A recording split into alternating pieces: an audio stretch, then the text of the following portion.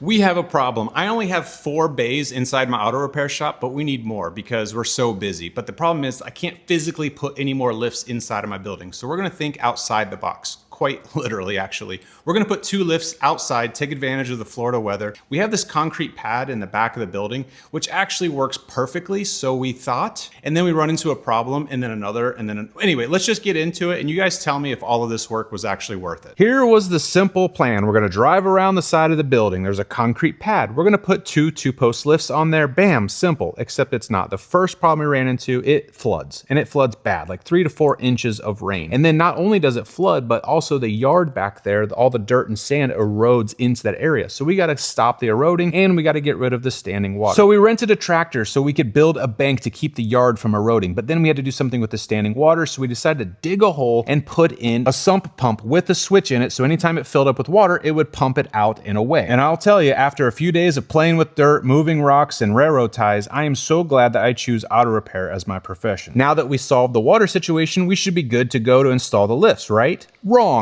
The lift installers came out to say, hey, there's a problem here. The concrete pad 1 has cracks in it. 2, it is 3 inches sloped. And just in case you didn't know, you can't install a lift that has more than 1/4 of an inch with a slope. That's 12 times too much. But that's not gonna stop me because your boy is a problem solver. We decided to go with a 3-foot by 3-foot concrete pad underneath each post. Now that is going to make sure that the lift is level. Now, doesn't mean the ground is gonna be level, but the lift will be level. Let me show you what I mean. With the concrete footers done, you can tell this one right here is a little bit above ground and over there is completely flush. Actually, not too bad. This one over here, however, is the worst one. So they started with it flush in this corner here. And then you go all the way over here and it's like 3 inches above the ground. The ground itself is not level.